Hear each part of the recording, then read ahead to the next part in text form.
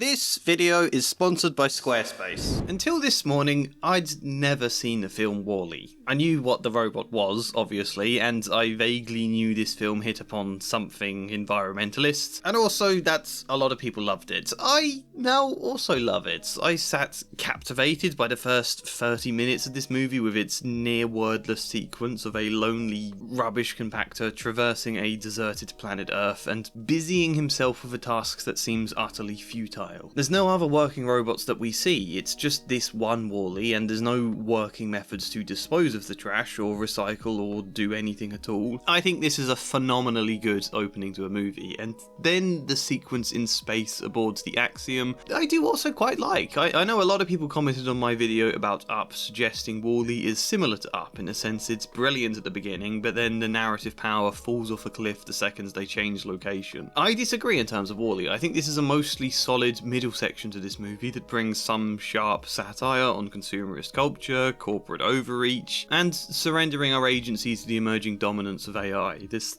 film was perhaps ahead of its time there. Wonderful opening, solid middle, and then still manages to end with a moving reunion of love and an end credit sequence that weirdly I found to be the most emotional part of the whole story. Just seeing these almost cave paintings of humanity rebuilding the world and becoming awash with rich colour again. The visual idea of that is incredibly affecting. It's a great way to celebrate humanity and finish what is an already wonderfully good movie. Right? Yes, there's no trick there. I've been going through the Pixar catalogue for my big Pixar retrospective, making a video analysing each movie and ranking all of them in a board at the end of those videos, and it's no shock to tell you now that this movie is going to be ranked very high on my list. How high exactly, you'll have to see. I'll have to decide by the end of talking, because it does nonetheless have a gaping flaw that I think people too readily overlook, and it's a flaw that undermines what's most thematically powerful about the whole thing. It slightly shoots itself in the foot, maybe just the toes. And I think that's something important to talk about, alongside, talking about a lot of the other aspects to this film as well, so let's just kick this off now with a really cool train.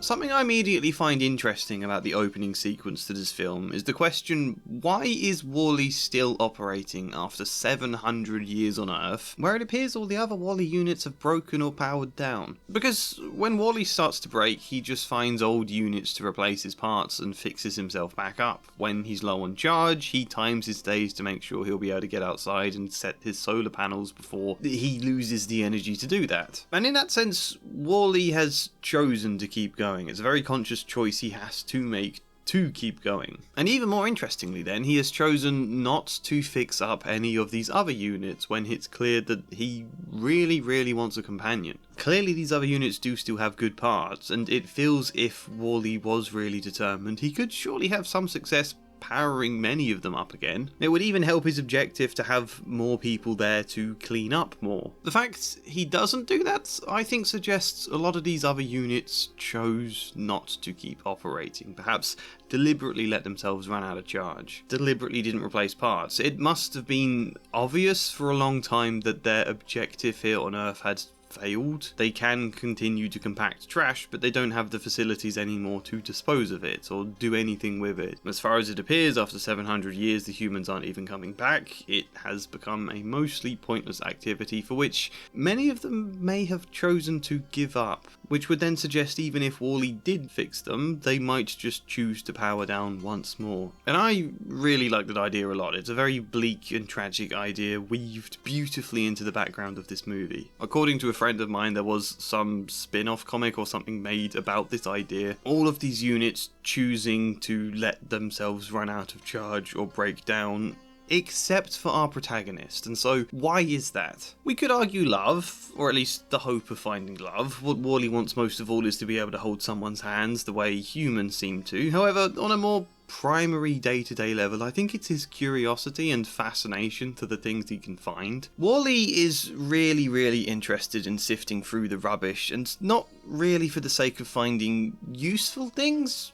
I mean, I suppose in a sense, but more generally interesting things. Things he doesn't always understand, things that look intriguing or provide some level of puzzle. Things he hopes he might be able to do something creative with, or just figuring out what they are. I say this because curiosity in that sense is the polar opposite to directive, as they say in this movie.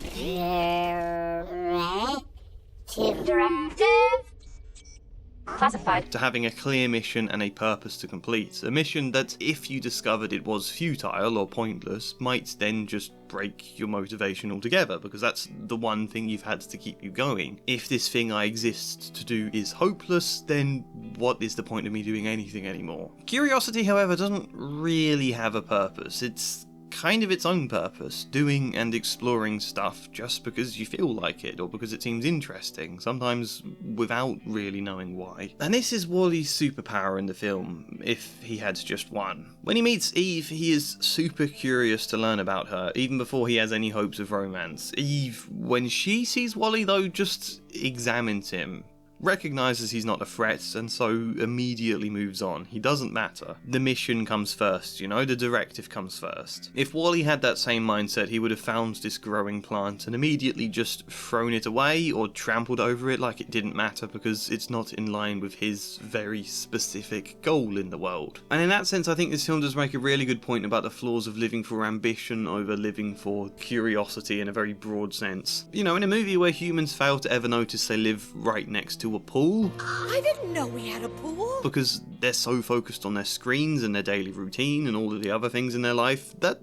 idea carries a lot of power. What it's like to lose interest in the world and how dangerous that is even for your own well-being. All of the people on the Axiom never look beyond their screens until Wally pops up right in front of their faces and tells them his name and wants to know theirs, wants to have an interaction. In terms of motivation to live, curiosity can be one of the big factors because it's what makes the world so exciting and your life itself and all the things you can get to experience. So exciting and crucially so free because it doesn't matter if they matter, you know, or if it goes anywhere productive. It's liberating to not always have your mind focused on that. Wally continues to compact trash, yes, probably because it's his directive, but mainly because he's excited to see what he can find. And in the same vein, what is it that makes the captain want to go to Earth? Not the fact it's his mission and it's his order. He's very happy at first to discover the plant has disappeared and to pretend he doesn't have to do anything. Guess things go back to normal, huh?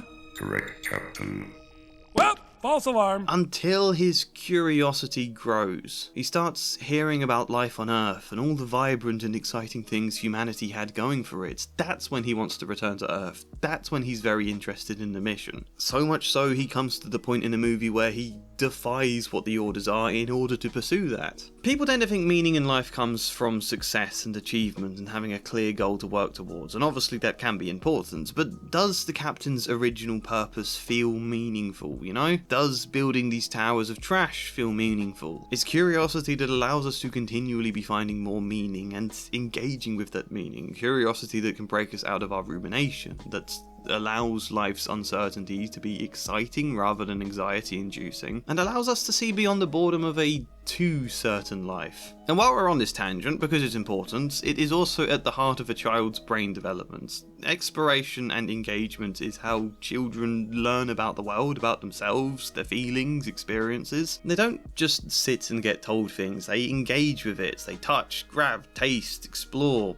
play. A fun example I remember reading, and if I can find the exact statistic I will show you, but it's that babies learn a lot more language and have a wider vocabulary from parents who do what's called serve and return with their child. Essentially engaging with their baby as though in conversation. The baby makes some kind of non-verbal utterance, that's the serve, and the parent returns it by responding as though it was a communication. I mean, often it is a communication, and the parents have enough context to roughly sense what the child might be communicating, but you get what I mean. So they're in a park and a dog walks past and the baby goes, "Ugh!"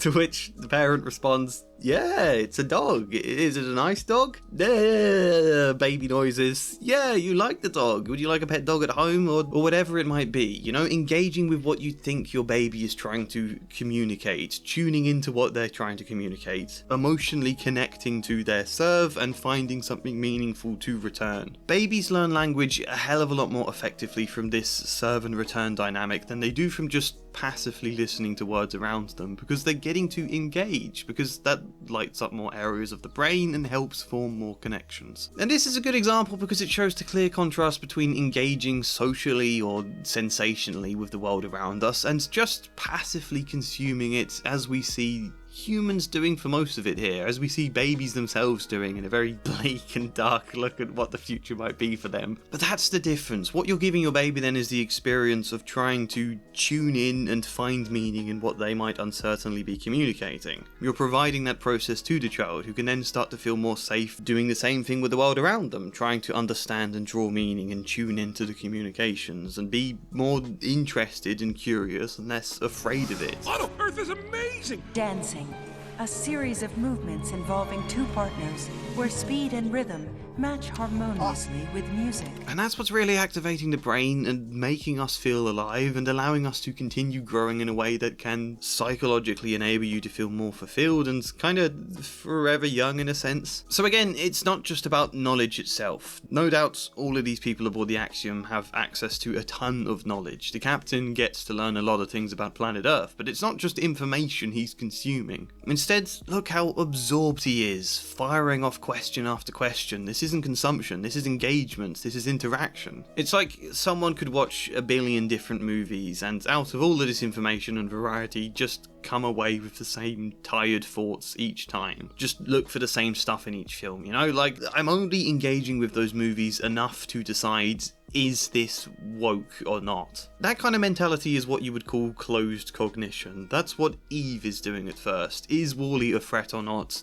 No, he's not. I'll just file him away under not a threat and then I can move on to the next thing. Kind of forget about it, you know? We could dive into this sea of vast information with closed cognition, or I could be showing open cognition. I could be digging further and further down a rabbit hole, asking myself, why is it Wall-E has kept going where these others haven't? What is his superpower in this movie? What is this film saying? What can I personally take away from it? What can it mean for me? And this film makes me so excited to talk about curiosity, if you haven't noticed, to think about the concept all over again. And it's that process, that active process of taking something away to play about with inside my own brain. That's exactly what Wall-E is doing throughout this movie, what Wall-E helps everyone else to do, and that is exactly what makes our lives most psychologically nourishing and fulfilling. This is what I love so much about this movie. Its environmentalist and capitalist criticisms are obviously important, but it's this celebration of curiosity and what makes humanity fundamentally so beautiful that really, really inspires me here. I think our world has gotten too obsessed by trying to be productive and goal-orientated, rather than open and curious. This is perhaps the most ironic thing about the rise of AI. We're told it will make us all more productive, but do we really want to surrender all our curiosity and our ability to engage with the world, beyond just what's productive and efficient, in order to instead simply complete our directives more effectively? Do we want to reduce our value to the level of simply following directives? So, ramble aside, this movie is wonderful. What then exactly is my problem here? Directive?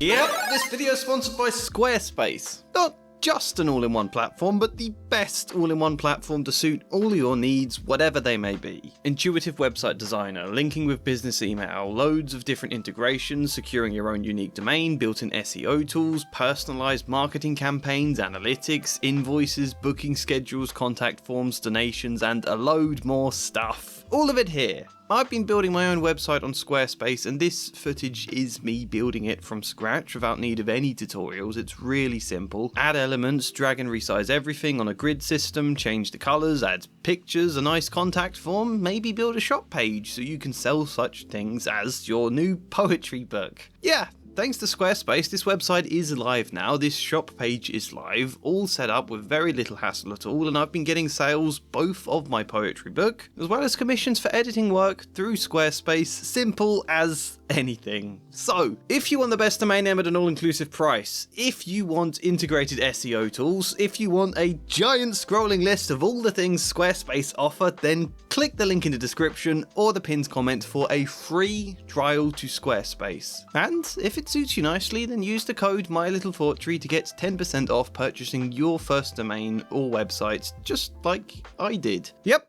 Squarespace. So I've argued that the thing that makes this film most meaningful and inspiring is its celebration of humanity. Ironically, how a robot reminds the people what it is to be human rather than to be robot-like. And you know, we can overlook some of the questionable insinuations made about these people that the film depicts as overweight, lazy, totally baby-like. We will touch on that later, but just for the moment, let's put the concerns aside. We can see what the intended metaphor here is. It is easy to give up our agency. It is often very convenient to not have to do a thing because a robot can do it for you, to not have to think a thing, to not have to wonder or puzzle problems out because something else can already solve them. It is dangerously, seductively easy to surrender the ability to engage with the world for the sake of convenience, and the less we flex that muscle of curiosity, let's say, then the even harder it becomes, the more scary uncertainty becomes. You know, the more you teach a child that crosswords are hard, you can just Google the answers, the more uncomfortable they will then find all sorts of other challenges in life, where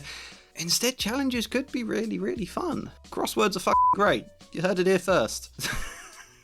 The film depicts that in the most literal sense though, with a captain who doesn't know what a book is and babies who are taught the alphabet by machines that promote corporate propaganda. Which I suppose is the other point here. It's even easier to surrender all of that when corporations keep pressuring you to do so. And the problem is, the film never really has an answer to any of that. It's quite happy to criticise all of these ideas, but then what? How are they addressed? The example we see of humanity regaining its agency is principally just the captain putting his AI assistant into manual mode and learning to walk, literally learning to stand up on his own 2 feet for the first time. That's the great triumph here. What we haven't done is actually combat the two big problems this film set up in its opening. One is all of the waste. Operation Cleanup never cleaned up, so these humans are coming back to Earth where, yes, the toxicity levels have dropped in the last 700 years, but there's still just as much waste there, and there's no discussion about trying to address it. None of the characters arriving on Earth comment on it. Even just the images in the credit sequence don't show anything happening about this stuff. We just presume trees and fields, I guess, are squeezed around all of these towers of dirt. And actually, if dealing with waste was such a problem that sent these ships away from the Earth, that would suggest the Axiom has no real capability to deal with its own waste either, and we're led to believe very little innovation happened aboard that ship, so would that then mean these ships have been pumping 700 years worth of trash out into space? Potentially. I've only seen the film once, so I might have missed something, but as far as I'm aware, the movie never once talks about recycling, never suggests it as an alternative, and in fact, if that's what Operation Cleanup was, then the film is telling us it doesn't work.